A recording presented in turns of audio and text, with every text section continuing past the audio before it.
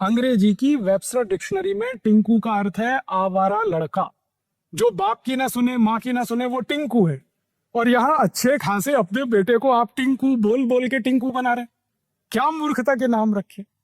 दुनिया में किसी भी भाषा में इतनी मूर्खता नहीं है जितनी अंग्रेजी में। PUT put, BUT boot, BUT but, PUT पट, सीयूटी कट है, बीयूटी बट है, तो पीयूटी पट होना चाहिए कि नहीं? और अगर पीयूटी पुट है तो बीयूटी बुट, सीयूटी कुट होना चाहिए। कुछ और छोरी नहीं है, इतनी मूर्खता की भाषा।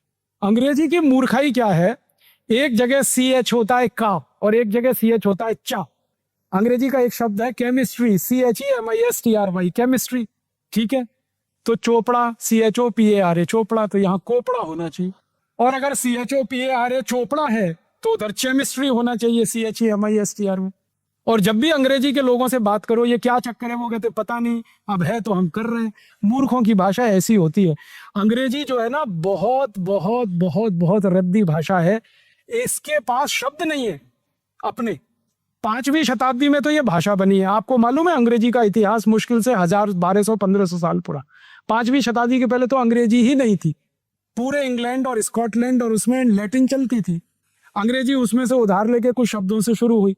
फ्रेंच से उधार लिया, जर्मन से लिया, लैटिन से लिया, इससे लिया, कुछ हिंदी से लिया, खिचड़ी बना दिया। शब्द नहीं है उनके पास। इतनी गरीब भाषा है ये जो दुनिया में कहीं नहीं है।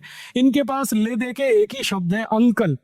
काका, मामा, मौसा, फूफा, काका का काका, मामा का मामा, मौसा का मौसा, सब एक ही है, अंकल। शब्द ही नहीं। और ले दे के एक शब्द है आंटी। काकी भी है, मामी भी है, मौसी भी है, सब आंटी। ये भारत में तो नहीं होता। हमारे यहाँ तो जितने भी रिश्ते हैं हर एक के लिए अलग शब्द है। इनके पास शब्द ही नहीं। और ऐसी मूर्खता के शब्द हैं समझ में नहीं आते। फादर इन लॉ कौन सा, इधर वाला कौन सा फादर है। मदर इन लॉ कौन सी, इधर वाली की इधर वाली। मूर्खताओं की भाषा। अच्छा, मैं अगर आपसे हिंदी में या मराठी में ये कहूं कि ये व्यक्ति किसी व्यक्ति का साला है, ठीक है, आप 1 मिनट में पता लगा लेंगे साला है या माने उसकी बहन का भाई है, ठीक है। अगर मैं कहूं कि ये उसका जीजा है, इमीडिएट में पता लगा देंगे। अंग्रेजी में साला और जीजा दोनों के लिए एक ही शब्द है, ब्रदर इन लॉ। अब पता ही नहीं है कि वो साला है कि जीजा है मूर्खों की भाषा की नहीं। अब ये मूर्खों की भाषा में हम फंसे हुए हैं और अपने को बहुत स्मार्ट समझता है। और ये मूर्खता पता है कहां तक जाती है। हम हिंदुस्तानी लोग अंग्रेजी के चक्कर में फंस के हमारा कचरा हो गया। ना हम अंग्रेज हो पाए ना भारतीय रह पाए। आधे अंग्रेज आधे भारतीय। वो कैसे है, किसी के घर में जाओ तो पिताजी का नाम रामदयाल, माताजी का नाम गायत्री देवी, बेटे का नाम टिंकू। अब मैं पूछता हूँ ये रामदयाल और गायत्री देवी का टिंकू कहाँ से आया? और जिन्होंने नाम रखा है ना टिंकू, उनको पूछता हूँ आपको इसका अर्थ मालूम है टिंकू? अंग्रेजी की वेबस्टर डिक्शनरी में टिंकू का अर्थ है आवारा लड़का। जो बाप की ना सुने माँ की ना सुने वो टिंकू है। और यहाँ अच्छे खासे अपने बेटे को आप टिंकू बोल बोल के टिंकू बना रहे। क्या मूर्खता के नाम रखे। कैसे कैसे नाम रखते हैं, डब्लू, बबलू, पिंकू, टिंकू, बबली, डबली, ट्विंकल, डिम्पल। क्या मूर्खता। कुछ नामों की कमी है अपने संस्कृत में, मराठी में, हिंदी में। क्यों आप ये फालतू अंग्रेजी नाम। और ऐसी मूर्खाई है इस देश में अंग्रेजी के नाम पे। कभी कभी कुछ घरों में मैं चला जाता हूँ भोजन आदि करने के लिए, क्योंकि मैं भोजन होटल में नहीं करता, ठहरता भी होटल में नहीं, किसी के घर में ठहरता हूँ, खाता भी घर में ही, तो अक्सर घरों में जाता रहता हूँ। तो वहाँ अंग्रेजी की मूर्खाई दिखाई देती। अभी थोड़े दिन पहले मैं किसी के घर में गया दिल्ली, तो उनके एक छोटे से बेटे को माता पिता ने मेरे सामने लाके खड़ा कर दिया, ये हमारा बेटा है। मैंने कहा ठीक है, बहुत अच्छा, ये बहुत होशियार है। मैंने कहा अच्छा, ये बहुत अच्छी कविताएं सुनाता। मैंने कहा अच्छा सुनवाओ जरा। तो उन्होंने कहा बेटे पोएम सुनाओ अंकल को। मैंने कहा मैं अंकल तो नहीं। कहने लगे फिर क्या है? मैंने कहा काका बना लो, मामा बना लो, कुछ बना लो, अंकल तो नहीं। जो सुविधा है बना लो, मामा बना लो, काका बना लो, कुछ कर लो। तो फिर बच्चे ने कविता सुनाना शुरू किया। Rain rain go away come again another day little baby wants to play. मैंने बच्चे को पूछा तुमको अर्थ मालूम है इस कविता का? नहीं मालूम। क्यों सीखा? मम्मा ने सिखाया। मम्मा को पूछा आपको अर्थ मालूम है? नहीं मालूम। क्यों सिखाया? उसकी टीचर ने सिखाया। टीचर को फोन लगाया, आपको अर्थ मालूम है इस कविता का? नहीं मालूम। किसने सिखाया? हमारे टीचर ने सिखाया। अब मूर्खों के मूर्ख कविता सिखा रहे हैं, rain rain go away come again another day. फिर मैंने उस बच्चे को समझाया इस कविता का अर्थ है बारिश बारिश तुम चली जाओ, यहाँ मत आओ क्योंकि मुझे खेलना। अब भारत के बच्चे ये कविताएं गाएं, बारिश बारिश तुम चली जाओ, यहाँ मत आओ, और करोड़ों बच्चे ये कविताएं गाएं। भगवान ने सुन ली तो भगवान ने अगर कविता सुन ली तो बारिश को वापस बुला लेगा, यहाँ बारिश होगी नहीं। और 60% खेती बारिश पर इस देश में जिंदा रहती है। वहां अगर बारिश नहीं होगी, आप भूखे मरेंगे, मैं भूखा मरूंगा, शेतकरी भूखा मरेगा। तो भारत में इस कविता की गरज क्या, जरूरत की? ऐसे मूर्ख लोग अंग्रेजी में कविता ऐसे। फिर उसकी आई ने, बच्चे की आई ने कहा फिर कौन सी कविता सिखाऊं? तो मैंने कहा कविता सिखाओ, ये रे पाऊसा तुला दे तो पैसा, पैसा झाला पोका पाऊस अलग, ये कविता सिखाओ। क्योंकि ये कविता भारत की आत्मा है। आत्मा क्यों है? जिस देश में 60% खेती पाउस आधारित है, उस देश में पाउस को बुलाने की ही कविता हो सकती है, भगाने की कैसे हो सकती? तो हमारे बच्चों को तो यही सिखाना चाहिए, बारिश बारिश तुम जल्दी आओ, बार बार आओ, मैं तुमको पैसा देना चाहता हूं इसलिए आओ। ये भारत की कविता है। अंग्रेजों की कविता रेन रेन गो अवे। कविता भी जो होती है ना, वो अपनी जरूरत, अपनी संस्कृति, अपनी सभ्यता, अपनी परंपरा से निकलती है। अंग्रेजों की संस्कृति, अंग्रेजों की सभ्यता, उनकी परंपरा हमसे बिल्कुल अलग है। इंग्लैंड में बारिश कभी भी आती है, यूरोप में बारिश कभी भी आती है। वहां के बच्चे शाम को बाहर खेल नहीं सकते, कभी भी मौसम खराब हो जाता है, इसलिए वो कविता गाते हैं रेन रेन गो अवे। हमारे यहाँ तो बारिश साल में सिर्फ 3 महीने आती है और उसका दिन फिक्स है, इस दिन से लेकर इस दिन तक। तो हम कैसे गा सकते हैं रेन रेन गो अवे? और बारिश का समय जब निश्चित है और बारिश पर पूरे देश की अर्थव्यवस्था निश्चित है, तभी इस देश में बारिश आधारित बहुत सारे साहित्य लिखे गए हैं, बहुत सारी किताबें लिखी गई हैं। हमारे देश में महाकवि कालिदास ने जो मेघों का वर्णन किया है, और उसमें से जो उस उत्साह उत्पन्न होता है सुनकर, बोलकर, वो हमारी संस्कृति का हिस्सा है, क्योंकि जरूरत है हमारी। महाकवि कालिदास इंग्लैंड में नहीं हो सकते, जो मेघों का इतना सुंदर वर्णन कर सकते हैं, वो जरूरत है हमारी। तो हम तो हमारी जरूरत सभ्यता, संस्कृति, परंपरा में से लेंगे। अंग्रेजों की सभ्यता, संस्कृति, परंपरा से हमारी जरूरत पूरी नहीं। तो इस अंग्रेजियत को छोड़िए, आप भाषा को छोड़िए। अंग्रेजों को आपने छोड़ दिया, इस भाषा को क्यों पकड़ के रखा है? अपनी जिंदगी से निकालिए इसको। और फालतू अंग्रेजी का रौब मत झाड़िए किसी पर। मुझे बहुत सारे लोग ऐसे मूर्ख मिलते हैं, वो अंग्रेजी में बात करते हैं, मराठी आती है फिर भी अंग्रेजी में बोलते हैं, हो Rajiv Dixit, she is my Mrs. मैं पूछता हूँ really she is your Mrs? तब वो थोड़े परेशान होते हैं, वो पूछते हैं आप क्या बोल रहे हैं? मैं पूछ रहा हूँ सच में वो तुम्हारी मिसेज है? तुमको मालूम है मिसेज का अर्थ क्या होता है? मिसेज शब्द का अर्थ क्या है? इंग्लैंड में और यूरोप में एक बड़ी खराब परंपरा है, वो आपको अच्छी नहीं लगेगी सुनने में, लेकिन मैं बताना चाहता हूँ। परंपरा यह है कि कोई भी स्त्री और कोई भी पुरुष एक के साथ पूरे जीवन में नहीं रह सकता। अभी शादी की, 2 दिन बाद तलाक होगा, फिर शादी होगी, फिर तलाक होगा, फिर शादी होगी, फिर तलाक होगा। एक स्त्री, एक पुरुष जिंदगी भर एक के साथ रह नहीं सकते, बार बार एक दूसरे को बदलते हैं। जैसे हम कपड़े बदलते हैं, शर्ट बदलते हैं, वो एक दूसरे पार्टनर को बदलते हैं। और एक्स्ट्रा मैरिटल अफेयर्स उनके यहाँ कॉमन है। कोई पति पत्नी है, अकेले एक दूसरे से संतुष्ट नहीं होंगे, उनके रिश्ते दूसरों के साथ भी होंगे। एक महिला कम से कम 10-15 पुरुषों के साथ सोएगी रात को, एक पुरुष 10-15 महिलाओं के साथ रात को सोएगा। ये हजारों साल पुरानी उनकी परंपरा। अब इसमें होता क्या है, पत्नी तो एक ही है और पति तो एक ही है। तो पत्नी और पति तो एक एक है, लेकिन बाकी जिनके साथ आप बिस्तर में सो रहे हैं वो सब मिस्टर एंड मिसेज होते हैं। मिसेज का माने होता है धर्म पत्नी को छोड़कर कोई भी स्त्री जिसके साथ आप रात को बिस्तर में सो सके, वो सब मिसेज होती। और यहाँ अच्छी खासी धर्म पत्नी को हम मिसेज बनाने में लगे हुए हो, शी इज माई मिसेज। तब मैं पूछता हूँ really she is your Mrs? और मिस्टर इसका उल्टा है, पति को छोड़कर कोई भी पुरुष जिसके साथ बिस्तर में सोए वो मिस्टर है। तो यहाँ का पति मिस्टर नहीं है और यहाँ की पत्नी मिसेज नहीं है। और हमारे पास कितना सुंदर शब्द है पत्नी के लिए, श्रीमती। श्री माने लक्ष्मी, मति माने बुद्धि। सरस्वती और लक्ष्मी दोनों एक साथ, वो श्रीमती, वो मिसेज नहीं। आप मत बोलिए ये शब्द का, मिस्टर भी मत बोलिए। और सबसे खराब शब्द अंग्रेजी का है मैडम। हम अक्सर बोलते रहते हैं मैडम मैडम मैडम। मैडम जानते हैं कौन होती है? यूरोप में जो वेश्या घर होते हैं, उन वेश्या घरों को संचालित करने वाली जो मुख्य वेश्या होती है उसको मैडम कहते हैं। और यहाँ हम अपनी बहन को मैडम कह देते हैं, अपनी पत्नी को मैडम कह देते हैं, किसी को भी मैडम कह देते हैं। और यहाँ की स्त्रियां मैडम कहलवाती हैं, मैडम बोल। इतना दिमाग खराब है। मेरी आपको हाथ जोड़कर विनती है कि जिन अंग्रेजी शब्दों के अर्थ आप नहीं जानते, कृपया करके उनको मत इस्तेमाल करिए, नहीं तो बहुत मुश्किल आती है। क्यों फालतू में?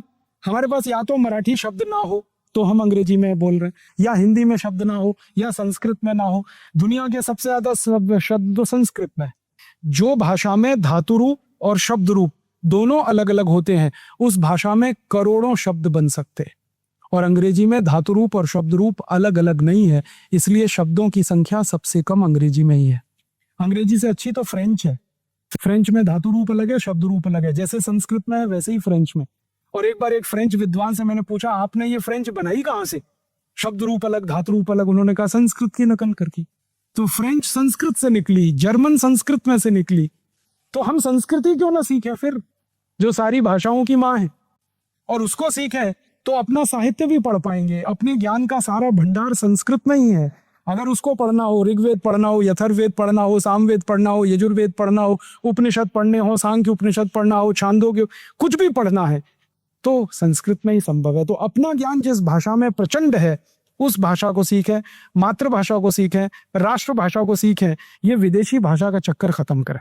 हम इस देश में एक कानून बनाना चाहते हैं बहुत जल्दी, और ये कानून होगा। वो कानून ये होगा कि किसी भी नौकरी के लिए अंग्रेजी भाषा की कंपल्शन माने उसका होना ये खत्म कर देंगे। अंग्रेजी भाषा नहीं है तभी सरकारी नौकरी मिलेगी। आपको महाराष्ट्र में अगर सरकारी नौकरी चाहिए तो मराठी आनी ही चाहिए। आपको अगर कर्नाटक में सरकारी नौकरी चाहिए तो कन्नड़ आनी ही चाहिए। तमिलनाडु में सरकारी नौकरी चाहिए तो तमिल आनी चाहिए। आंध्र में सरकारी नौकरी चाहिए तो तेलुगु आनी चाहिए। उत्तर भारत में सरकारी नौकरी चाहिए, हिंदी आनी चाहिए। ये कानून हम बनाएंगे, और इस कानून के थोड़े थोड़े उपकानून ऐसे बनेंगे कि भारत के सुप्रीम कोर्ट में, उच्चतम न्यायालय में कोई भी व्यक्ति मुकदमा करने जाए, वादी या प्रतिवादी, वो मातृभाषा में सुना जाना चाहिए और उसमें बहस होनी चाहिए। अभी सुप्रीम कोर्ट के सारे मुकदमे अंग्रेजी में होते हैं। ना वादी जानता है ना प्रतिवादी जानता, वकील जानता है, जज जानता, घोटाला उसी में होता है। जिसको न्याय चाहिए उसको अंग्रेजी आती नहीं, और अंग्रेजी में मुकदमा चल रहा है, वो तो बेचारा चुपचाप देखता रहता। जब फैसला आता है वकील अपने तरह से समझाता है, जज अपने तरह से समझाता। और इस देश में ये कानून होगा कि जो जज महाराष्ट्र में है या कर्नाटक में है या तमिलनाडु में या आंध्र में, उनको स्थानीय भाषा में ही फैसला देना है। और अगर नहीं आती उनको स्थानीय भाषा तो वो जज नहीं हो सकते। इस देश में कुछ भी हो सकता। जब स्थानीय भाषा में न्याय मिले, स्थानीय भाषा में शिक्षा मिले, हमारे सारे बच्चे इंजीनियरिंग पढ़ेंगे मराठी में, मेडिकल पढ़ेंगे मराठी में, चार्टर्ड अकाउंटेंसी पढ़ेंगे मराठी में, एमबीए पढ़ेंगे मराठी में। आप बोलेंगे कैसे संभव है? 10-11 करोड़ की आबादी है महाराष्ट्र की। आपको मालूम है दुनिया का सबसे छोटा देश है डेनमार्क, जिसकी 30 लाख की आबादी है, मात्र 30 लाख। उन्होंने सारे इंजीनियरिंग कॉलेज डेनिश में रखे हुए हैं। डेनमार्क की भाषा है डेनिश। 30 लाख की आबादी में सब इंजीनियरिंग कॉलेज डेनिश में चलते हैं, मेडिकल कॉलेज डेनिश में चलते हैं। इतना छोटा देश अगर अपनी भाषा में इंजीनियरिंग सिखा सकता है तो 11 करोड़ का महाराष्ट्र अपनी भाषा में इंजीनियरिंग क्यों नहीं सिखा सकता? आसानी से हो सकता है। भाषांतर करना है, पाठ्यक्रम बदलना। और मराठी में अंग्रेजी से ज्यादा शब्द हैं, इसलिए भाषांतर करना बहुत आसान। और मराठी से ज्यादा हिंदी में शब्द हैं, और उससे ज्यादा संस्कृत में शब्द हैं। माने हमारी भाषाओं के पास शब्दों की कोई कमी नहीं है, हम बहुत आसानी से भाषांतर कर सकते। और सबसे बड़ी मुश्किल पता है क्या होती है? किसी भी विद्यार्थी को जब आप अंग्रेजी में बात पढ़ाते हैं, उसको याद करने में 6 गुना ज्यादा समय बर्बाद होता है। आप उसको मराठी में सिखाइए कुछ भी, वो 2 minute, 3 minute, 5 minute, 10 minute, 50 minute, 1 घंटे में याद कर लेगा। फिर वही अंग्रेजी में सिखाइए, 6 महीना लगेगा और याद नहीं कर पाएगा, रटेगा पोपट की तरह से, तोते की तरह। और रटा हुआ क्लासरूम में जाके वॉमिटिंग करेगा, उगल देगा, और बस नंबर आने के बाद दूसरे दिन भूल जाएगा कि मैंने लिखा क्या है, उसको याद ही नहीं रहे। क्या फायदा है ऐसा पढ़ा? मैंने एक दिन ईमानदारी से पूरा कैलकुलेशन किया, हिसाब निकाला कि जिस इंजीनियरिंग को 5 साल में हम पढ़ाते हैं अंग्रेजी में, उसी को मराठी में 2 साल में पूरा पढ़ा सकते, पूरा इंजीनियरिंग 2 साल। जिस मेडिकल साइंस को 6.5 साल में हम पढ़ाते हैं, मराठी में उसको 3 साल में पढ़ा सकते। एमबीए की पूरी पढ़ाई अंग्रेजी में जो हम पढ़ाते हैं 2 साल में, मराठी में 4 महीने में होता है पूरा कोर्स। माने हम विद्यार्थियों का कितना बोझा कम कर सकते हैं अगर मातृभाषा में वो पढ़े। और सबसे बड़ी बात है जिंदगी की, वो हमेशा याद रखिए आप, कि व्यक्ति जो सोचता है, चिंतन कर सकता है, विचार कर सकता है, वो मातृभाषा में ही संभव होता है। विदेशी भाषा में आप चिंतन नहीं कर सकते, विचार नहीं कर सकते। भाषांतर कर सकते, चिंतन नहीं होता, विचार नहीं होता, वो मातृभाषा नहीं होता। क्योंकि माँ की भाषा है ना, इसलिए वो सबसे नजदीक होती है। और मातृभाषा में किसी चीज को जितने अच्छे तरीके से आप कह सकते हैं, किसी भी विदेशी भाषा में नहीं कह सकते। तो जो सहज है, सरल है, आसान है, हमारे व्यक्तित्व से जुड़ी है, हमारी आई के साथ, हमारे परिवार से जुड़ी है, वो भाषा को प्रमुख भाषा बनाना, ये हम चाहते हैं इस देश की शिक्षा व्यवस्था में। हम चाहते हैं कानून व्यवस्था में भी मातृभाषा चले, प्रशासन में भी मातृभाषा हो, संसद में हर एक नेता को बात करनी हो हिंदी में बोले, मराठी में बोले, नहीं तो संस्कृत में बोले, तमिल, तेलुगु, कन्नड़ में बोले, उसका भाषांतर किया जा सकता। अंग्रेजी में बोले, ये देश के करोड़ों लोगों का अपमान। पुडारी आता है, हमसे वोट मांगता मराठी में, और फिर संसद में जाके अंग्रेजी बकना शुरू कर देते। लोगों से मराठी में वोट लिया और संसद में जाके अंग्रेजी में बात किया। इसका माने तुमने जिनका वोट लिया उनका अपमान किया। ऐसे पुडारी को हम चुन के क्यों भेजेंगे संसद, जो हमारी भाषा का सम्मान नहीं। और भाषा के सम्मान के साथ सारा सम्मान जुड़ा हुआ। ये अंग्रेजी है ना, तो इस अंग्रेजी की भाषा अकेली हमारे ऊपर हावी नहीं है, अंग्रेजियत पूरी हावी है। इस अंग्रेजी भाषा के चक्कर में पता है हमने हमारी भूषा भी छोड़ दी है। अंग्रेजी भाषा इस्तेमाल करते हैं, अंग्रेजी भूषा भी इस्तेमाल करते हैं। टाई लगाते हैं, कोट पहनते हैं, 3 पीस सूट पहनते हैं। भयंकर गर्मी में 50 डिग्री तापमान है। इसका कानून बदला जाए, व्यवस्था बदली जाए, नियम बदले जाए, नीतियां बदली जाए, और इस देश का आम आदमी पुलिस के अत्याचार से ना मरे, पुलिस के असहयोग से ना मरे, आम आदमी इस देश के पुलिस की बर्बरता से ना मरे। आम आदमी को मरना है तो अपने समय को, अपने जीवन को पूरा करता हुआ मरे, तब तो हम कह सकते हैं कि भारत आजाद हुआ है, भारत स्वतंत्र हुआ है। नहीं तो ये कहने का हमें कोई अधिकार। मैं फिर वही बात कहता हूं कि लाला जी की मृत्यु जिस कानून के कारण हुई, भगत सिंह को जो कानून के कारण फांसी हुई, वो कानून अगर 2009 में भी चल रहा है तो हमारे लिए शर्म की बात है, अफसोस की बात है। स्वतंत्रता आई नहीं है, आजादी मिली। बस इतना ही हुआ है, सत्ता का हस्तांतरण हुआ है। अंग्रेजों की सरकार की सत्ता और काले अंग्रेजों की सरकार की सत्ता, बस इतना ही परिवर्तन हुआ है। गोरे अंग्रेज अपनी सत्ता काले अंग्रेजों को सौंप कर चले गए हैं, और काले अंग्रेज इस देश के लोगों के साथ वैसा ही व्यवहार कर रहे हैं जो अंग्रेज किया करते थे।